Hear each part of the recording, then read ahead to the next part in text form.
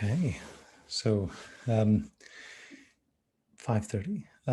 So happy to have a chance to be here with you guys all. You can still hear me okay and everything?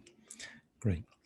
So the um, the group is getting smaller. These things happen, of course, with a meditation group. Everybody starts with some momentum, and then naturally everything. There's a lot of distractions, a lot of other activities happening that come up, and so forth. So um, that kind of ebbing and flowing is understandable and natural. I'll try to create a little bit of uh, encouragement in the form of sharing upcoming topics and so forth. And this helps us to keep focused. But you can also, um, just by way of encouragement, to the degree that we can get to these classes, then it helps to create some anchor in our week. So if the classes then provide some consistent structure in the week, that we can then build on other habits of building inner peace from that basis. But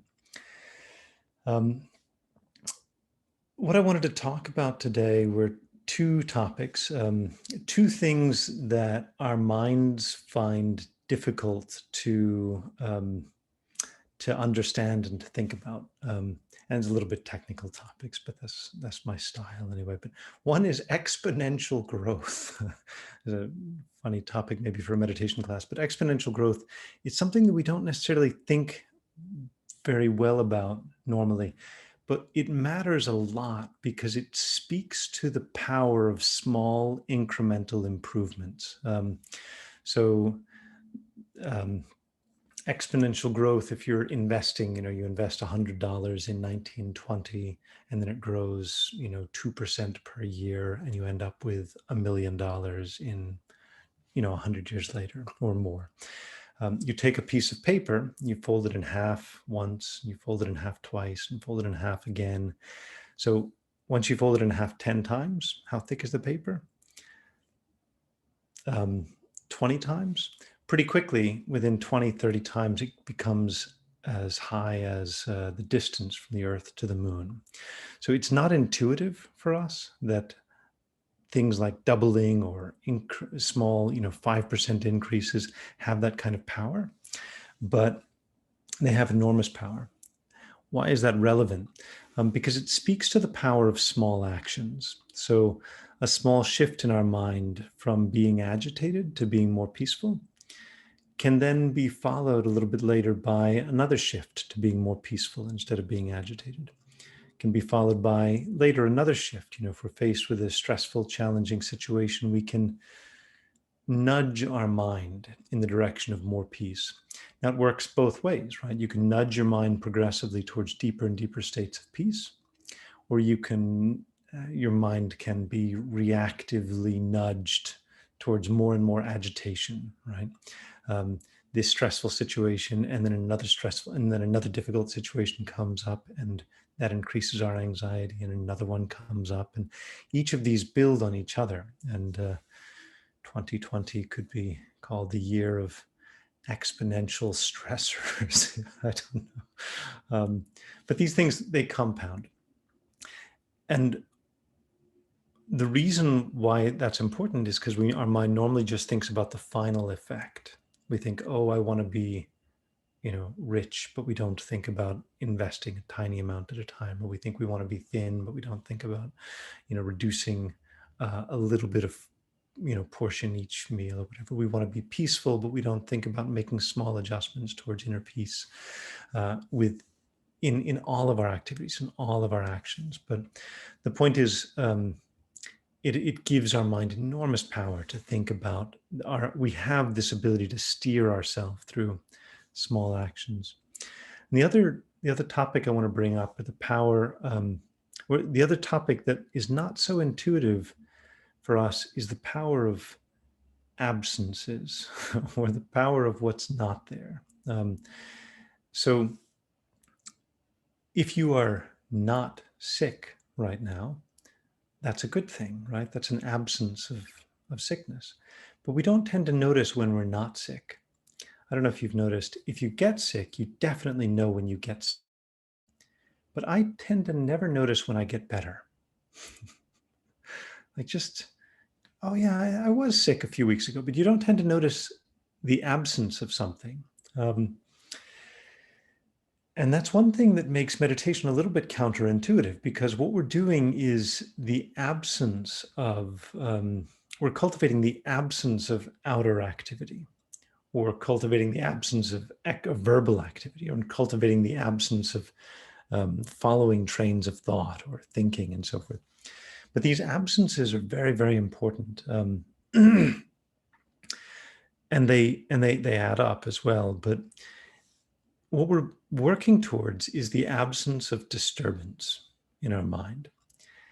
Now, you may think that you're interested in meditation because your mind is very disturbed and so forth, but that's because you don't notice how free your mind is from disturbance. Actually, our mind is not nearly as disturbed as it could be. Our mind is not nearly as stressed as it could be, but we don't notice these things. And so sometimes we fail to appreciate these small absences and the power of increasing, cultivating, and building on them.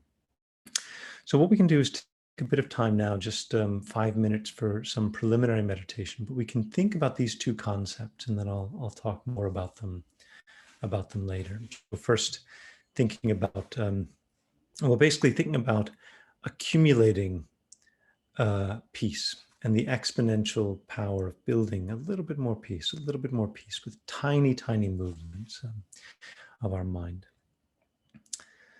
Okay, so we can start with this 5-minute meditation just by feeling, settling into our seat, allowing ourselves to feel more comfortable in our seat, and taking a deep breath just to begin to undo or relax any tension there may be in our body.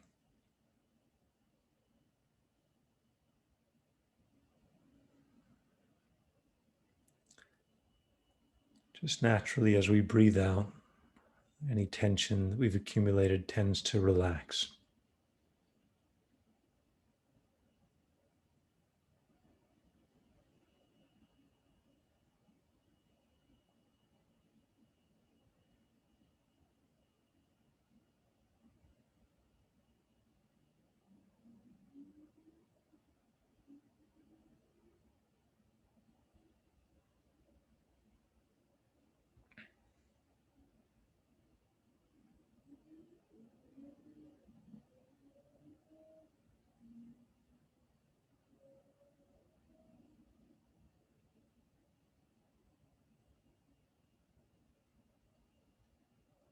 So as we stop physically moving unnecessarily, we stop verbal noise, we can gradually allow our mind to settle, and we let it settle into our body, becoming aware of our body.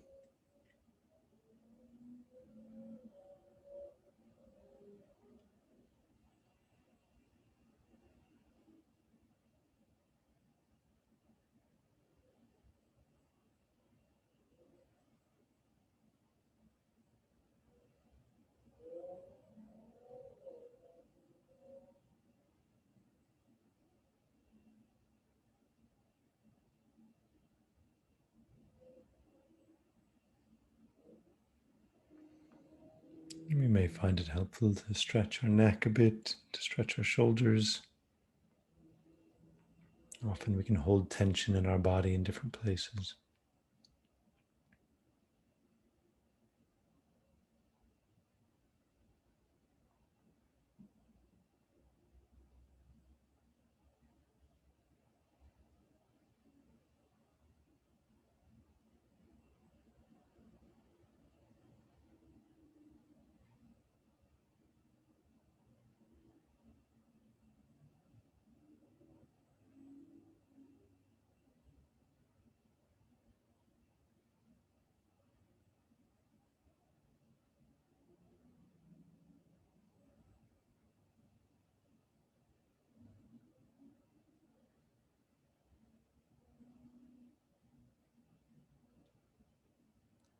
Within our body, we can notice the movement of our breathing.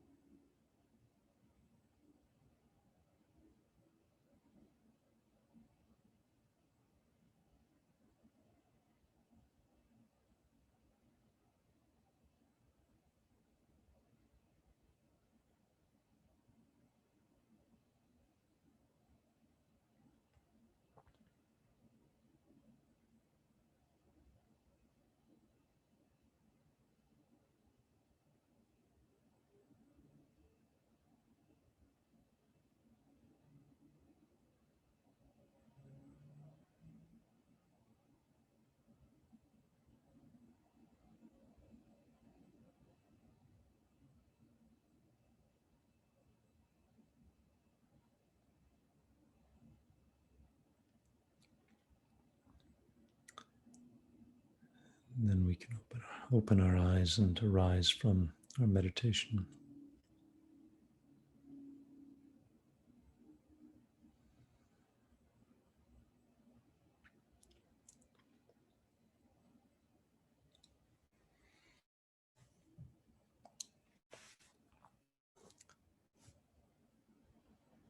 In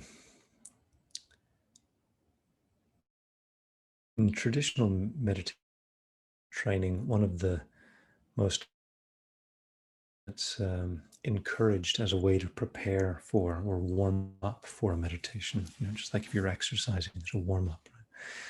One of the most powerful activities is the activity of just cleaning or tidying up the space around you where you're going to meditate. And I think of that practice as something very, very powerful because of those reasons that I mentioned before. The reasons of the power of absences, or what you call the negatives, the inverse of things, the absence of things. So when you clean, what you're doing is you're removing something, even if it's just a few specks of dust. It could be the tiniest movement, right? That's all cleaning is, or tidying up. It's just removing a little bit of clutter, removing a little bit of disorder. So it's an interesting activity because it's characterized by removing something, allowing something, the absence of something, and it's characterized by small actions as well. And the reason why it's a good teaching not only on negative phenomena, the absences of things. Well, so it's a good teaching from many points of view. One, because it teaches about the absence of things. Two, because it shows that we have power to change things. And so one of the most challenging things when we're trying to engage in meditation is developing the confidence that it's possible to change. And even a little bit of cleaning practice can give us some sense that it's possible for us to create an environment that's a little bit more uplifting or a little bit less busy, a little bit less distracting. And that gets into the power of these exponential effects. So if your sink is dirty, if you got some dishes in the sink, then you come in and you just finish some new dishes. It's fairly easy, especially if you live in a communal space. Let's start there. Let's say you're living in a communal space with a bunch of other people. You come into the kitchen, there's a bunch of dishes there already in the sink. You've got a dish. What do? Well, it's a little bit tempting to just put your dish there instead of cleaning up everybody else's dishes. And then the next person who comes in, of course, they don't really want to clean up everybody else's dishes. So it's a little bit tempting for them to put their dishes in the sink as well. And I suspect, I don't see any dishes behind you in the background. So I suspect your homes are not, totally overflowing with dirty dishes. You've hopefully got this problem under control, but these things build on each other. So for me, if my desk is a bit cluttered, I've got scraps of paper and notes and so forth on my desk, it's a little bit easier for me when I sit down to feel a bit busy mentally, like I've got a lot of things to do. I come into my computer and there's all kinds of windows up, and I do a lot of computer work. There's a lot of windows open, and then there's stuff on my desk. I start out in a frame of mind that's a bit busy. And so from there, it's a lot easier to feel like I don't know what's the next best thing for me to do. A lot easier for me to feel a bit overwhelmed or confused about the next clear action to take. And so as a way of starting your day, or as a way of starting meditation, cleaning the space around you, doing a little bit of tidying, not obsessively, but it's powerful, right? And you can do a little bit every time, because it shows that if you can make your space clean, the space around us has an influence on our mind. We're naturally influenced by the people around us, by the circumstances. If you're in a busy city environment, there's a lot of cars, driving past, bustling around. It's a little bit easier to feel stressed in that environment. If you're in a very quiet, idyllic country environments, a little bit easier to feel peaceful if there's nothing stressful around you. So we can change our environment and try to move it in a direction that's more peaceful. And then maybe our own mind becomes more peaceful a little bit. And then it's easier for us to take the next step of trying to settle down a busy mind or a disturbed mind.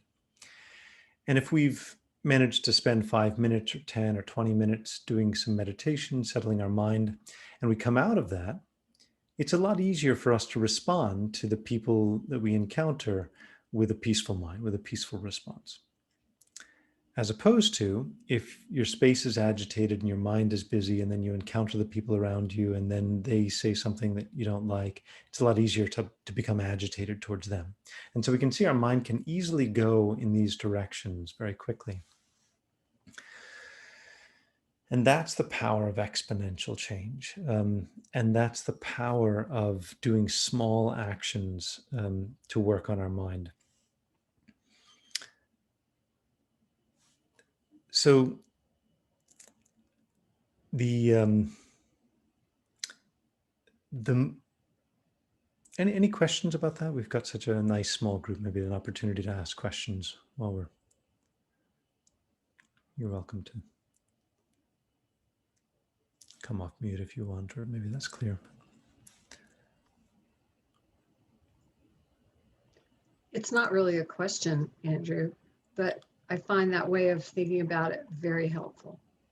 So okay, great. That speaks very much to me. And I've been needing to hear that. So thank you. Great.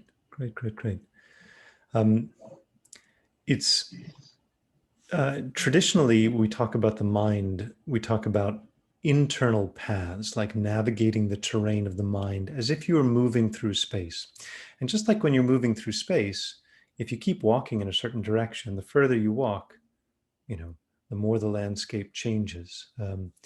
And so the point is figuring out, and so if you keep walking for an hour, a couple of hours, your landscape is dramatically different, and the world changes dramatically depending on those movements you've made. And again, that's like an example of that exponential change, starting with the old Taoist saying, a journey of 1,000 miles begins with a single step. But what are the steps that happen in our mind? Our path, our internal path, is guided by our actions. So our actions are the thing that we have control over. And actions can be incredibly tiny, or they can be huge. So an action of, cleaning a few specks of dust off your table, is a tiny, tiny cleaning action, right? Or an action of building a house, it's a huge action. These actions are where we have control. And these actions, whatever actions they are, actions of physical actions, verbal actions, or mental actions. Our actions are always, I talked about this in the last class, but there's this book, Atomic Habits, breaks it down in a way that's very similar to the traditional way that I was taught about how actions arise. There's a context, or there's an environment, or there's some cue, there's something that triggers a thought or triggers an idea. And then from there, there's a wish, or there's a craving, or there's an idea.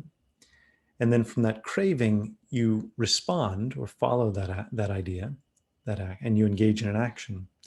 And then from there, you have an experience that that we tend to do things that bring some satisfaction or bring some reward. So in that book, he talks about cue. There's a cue or trigger. There's a craving. There's a response, and then there's a reward. And that creates a repeated cycle. That reward gets us to repeat certain actions again and again and again. You can change your actions on any and every one of those levels.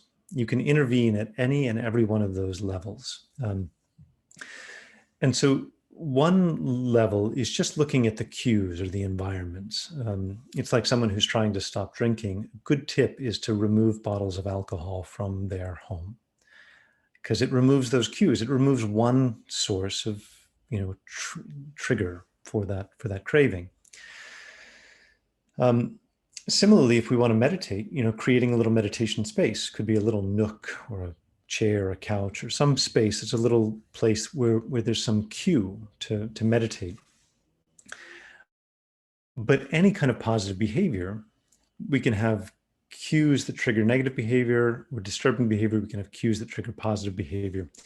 So we can be mindful of the environment. And then there's the craving, right? So typically we have we actually have, until you try to meditate, people have no idea how much craving we have. I think we don't realize. People know the really huge craving. We talk about like a craving for alcohol or drugs or something. These things are very obvious and well known. But when you sit down to meditate, and then you have all of these thoughts and ideas, and I should do this and I should do that, and disturbing lines of thought, disturbing trains of thought, all of these thoughts that arise, these are all basically in the nature of craving. It's our mind imagining something. And it could be we even have these negative cravings, like where we go down negative trains of thought. But they're very, very strong. And I gave the analogy, when you go to the ocean, if you're just out floating in the water, you won't notice how strong the tides are. If you try to stay still and hold your place in the sand, then you'll notice how strong the tides are. So when we try to make our mind not react, then we notice how strong the cravings are. And that's often where we give up. And that's often where we feel like, okay, I can't. We begin to think, oh, there's a craving to do something else, or I just want to say something hurtful in response to what someone else has said to me. There's so many different cravings that arise in our mind. And those cravings then trigger an action. And so our actions then, so we can try to oppose our cravings, and we can do a better, and that can help. But it's often, we need to have some humility to know that sometimes it's very hard for us to oppose these cravings. And so just if we give in to a negative train of thought, or we give in to some distraction, don't call it failure. And so the question came up about, are there right ways or wrong ways to meditate? Yeah. But it's so powerful to start with just small improvements, a small increase in inner peace. Don't worry so much about the details. Just the fact that we sit on our couch and we're not looking at our phone for a few minutes, that alone is some greater peace than we typically would have. It's an absence of some stimulus, and it allows us to have our mind settling just a little bit. And just like cleaning can be tiny, microscopic actions or huge actions, meditation can be these 1-minute meditations, 2-minute meditations, little inner peace breaks. Or even like I tend to take a deep breath sometimes. And someone, when I was in a work situation on site once, somebody noticed, you seem to take a lot of deep breaths, it had become a habit for me. I didn't even realize I did it. But I do it because if I notice my mind getting a little bit agitated, take a deep breath and relax, and then it triggers some relaxation response and allows our mind to not get carried away with disturbance. So even these little things, like one single breath, they're progress. They're a way of intervening. But if we give in to a craving, for example, then our action there is very significant. And our actions are very significant for two reasons. The things we do they're significant because, of course, then sometimes they lead to a reward, and we have a distraction. We want to look at our phone. We check something out and there's some reward there, and we think, oh, I'm glad I looked at that, or there's some stimulation, and it encourages that same behavior. It causes this feedback that gets us to do the same actions again and again. So that's part of the challenge. But the other challenge is that when we do something that defines who we are at that time, we define ourselves. We have a mental picture of who we are based on what we do. And that changes over time, because what we do changes over time, but that sense of self-identity is incredibly powerful. And I talked about this with my friend previously in one of the classes, about my friend who identified with being a smoker and then he decided to be a non-smoker. So just go right ahead right now and call yourself a meditator. or say I am becoming a meditator, if you want, if that's a little easier, to say I'm becoming this. I am a meditator, I'm becoming a meditator, or I'm becoming peaceful, I'm becoming wise, I'm becoming confident, or I am confident. And these kinds of affirmations, you actually change the definition of yourself. And if you are confident, if you are a confident person, how do you act? Confidently. That's what confident people do. They just act confidently. So so our actions and our self-identity, they play off each other continuously, but it becomes extremely powerful to just intervene and change that sense of self-identity. So if when we're meditating, the reason meditation can be challenging to get started with sometimes is we're so inclined towards acting, towards doing things externally, that there's a bit of a craving to do something, to be doing something all the time, to be showing that we're busy, look busy, right? If there's a compulsiveness to that, that's because of craving. When we are not following that, what we're doing is there's an absence of following through with an action. So the absence of actions are extremely powerful. Not killing is extremely powerful. That's actually a positive action. Not stealing, not lying, not hurting people with our speech. All of these things are characterized by what we're not doing, but they're incredibly powerful. Not being disturbed, not compulsively acting, just allowing some time for our mind to settle. These are actions characterized by not doing something, but they're so powerful. And so the final characteristic, there's the context or the cue, there's the craving, the response, and then there's a reward. So normally when you do something, there's some kind of a good feeling, and that's what keeps it going. Now, what we're doing when we're meditating, we are training in the action of meditation. And that action is an action of building mental peace or building space in the mind. So the reward of meditation is what really gets us coming back. That's what really allows us to build on this habit. But in the beginning, the reward is small. Like it's hard to notice. Am I doing it right? And sometimes the worry about it gets louder than the reward. And I used to compare these initial rewards that we get to wild strawberries. Have you ever seen wild strawberries? They used to be in the grass. They're tiny. They're tiny. If you try to eat them, it's very sour. They don't taste like anything attractive, right? Wild vegetables, that have not been cultivated, they're hardly significant, right? But when you cultivate them over some generations, they become big, juicy, delicious strawberries. So what we're doing is we're cultivating the reward of meditation, but we can do that intentionally as well by focusing on any tiny feeling of inner peace and enjoying it.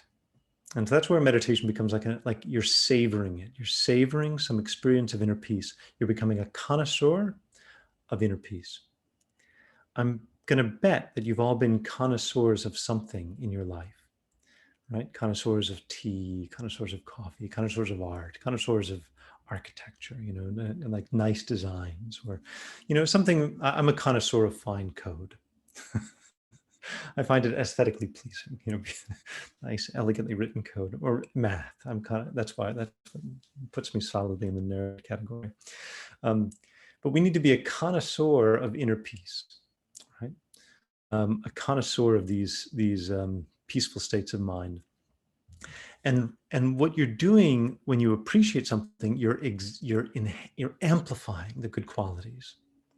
If you talk to someone who's a connoisseur of tea, they will tell you all of the subtle distinctions and the bouquet of the tea, and the different aftertaste of wine. People who are wine connoisseurs. Um, um, it's all just made up, right? It's just all made up to sell more wine or sell more tea or whatever. It's highly exaggerated, people, but the mind can amplify these. That's being a little cynical, but the mind can amplify these differences. And the same thing can happen, though. We can amplify these small improvements in our mind. We settle down a little bit, we feel just a tiny bit peaceful, and we think, that's beautiful. That's a beautiful thing. And so that's what we can do. Now we can take maybe 10 minutes or so for meditation. And what we can do is try to enjoy and amplify that inner experience of peace, and try to feel, even if you're right now feeling some sense of peace, we just try to enjoy that a lot. Okay, so we can again settle into our meditation, closing our eyes if that helps to prevent distractions. Just begin feeling our body. This has been a constant that's been with us. If you've forgotten your body, it's been with you this whole time, all day, your whole life. It's been quietly here. And perhaps now you notice your body's feeling a bit more peaceful, a bit more settled. Maybe some tingling in your body, some feeling of relaxation, some warmth or coolness.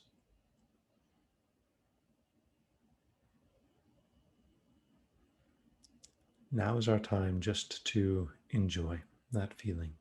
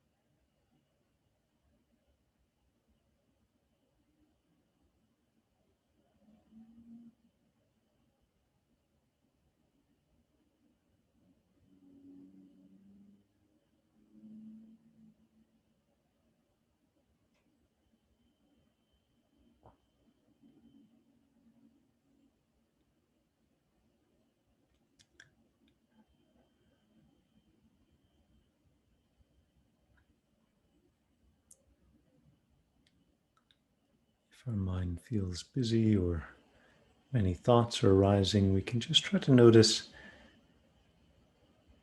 when those thoughts are first starting or when they're stopping. Where do those thoughts come from? Where do they go? Just try to freeze them and focus on the absence of that thought.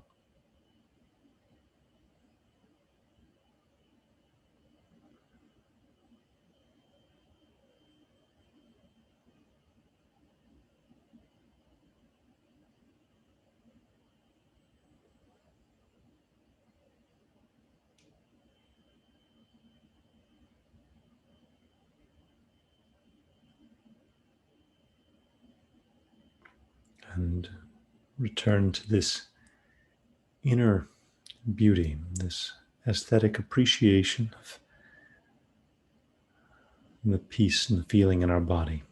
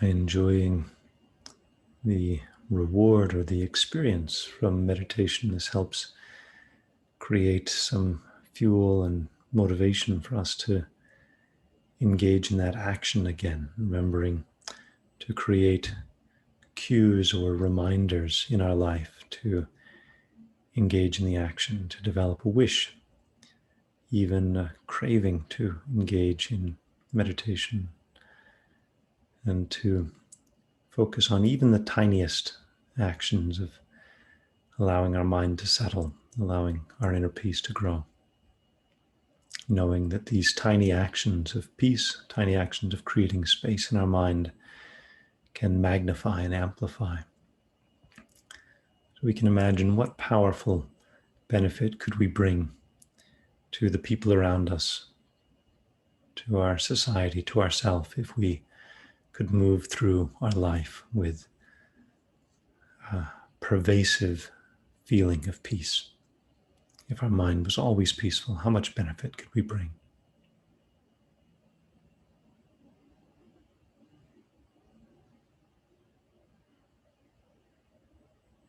May everyone enjoy states of inner peace like this.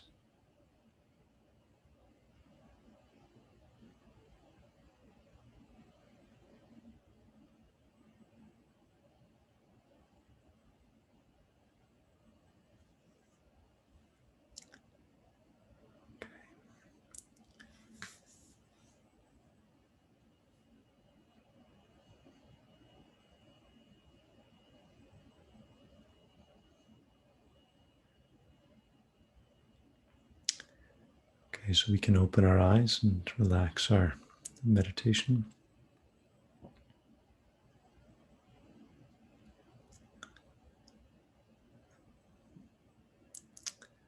So we have time, if there's maybe one question, we can take time for a little discussion. I don't know if any questions from this. Hey, Andrew. So, Andrew, when I start meditating, I listen to what you are saying and analyzing the inner peace and evaluating how beautiful it is. But for a meditation like that's 10 minutes long, I start to lose my focus and don't know how to where to rest my mind. And my mind becomes restless, thinking about a lot of things, going here and there.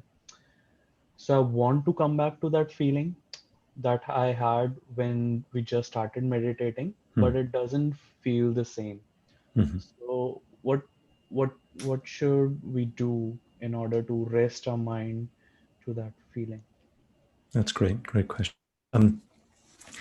It's a little bit like, like um, like learning a physical skill or a sport. In the beginning, if you're coached to do a certain thing, to practice a certain way, um, you know how to succeed with that. I don't know, I'm just thinking of skiing, for example. Like, you learn some basics and you learn how to do it under certain contexts, but you can quite situation that you don't know how to handle, or how to get back in control. You hit a little bit of ice, or you hit um, you get a little bit off balance, and you don't know how to recover from that. But gradually, with some practice, we learn. There's an intuitive learning that can happen, as well as a conscious learning that can happen, about how to get ourselves back on course, how to regain our balance, and we learn different ways of responding. So doing shorter meditations is probably the best approach. Like, just to start with the meditation for just a few minutes, and then we focus on that as a small incremental improvement, and know that that can build into bigger exponential improvements over time. Then we can layer onto that learning additional techniques. I mentioned one in the meditation just very briefly, the idea of trying to freeze a thought. It's a meditation, so imagining, and you can do it with a sound, like imagine saying a word like, um, you know, like meditate or something. So when you're thinking that word in your mind, when does the word first start to appear, and what was there before the word appears in your mind? It's kind of a funny idea, right? But where does that thought come from? And you can try to freeze it and then ask yourself, where is this thought coming from? Or maybe it's a worry, or some resentment. So you freeze that in the moment. You think, what's that look like when it's first starting to arise? And just asking yourself that question causes you to approach your mind in a different way. So you can kind of begin to notice that these thoughts come out of this emptiness of the mind, and then they go back into this emptiness of the mind. It's like something pops onto a black TV screen and then disappears, and pops on and disappears. But if you try to slow it down, then you can begin to get a bit more leverage on that. And you find different ways to bring yourself back, but bring yourself back to your breathing is one way, just feeling your body. But it's a felt skill that requires patience and encouragement in encouraging ourselves. So that's why these small meditations are so powerful, because like 1 minute meditation, 2 minute meditations, as you realize that's all it is. You know, a 20-minute meditation is actually just a series of 10 2-minute meditations that you guide yourself. And I have to strike a balance between, if I knew exactly what was happening in your mind, I would know how much to speak and how much not to speak. But I have a disadvantage that I don't know exactly what's going on in your mind, when to speak to put you back on course. So that's where there's a little bit of an imperfection with another person trying to help guide you through meditation. I can easily speak too much, or I can easily speak too little, and and so there's a little bit of imperfection in this learning process, but it gets better as we get more familiar with the activity. Okay. Thank you so much. You're welcome. Thank you. All right, delightful to see you all. So nice to be back with you again. Thanks, Jeremy, as well, for being with us. Bye. Andrew. Okay, take care, everybody.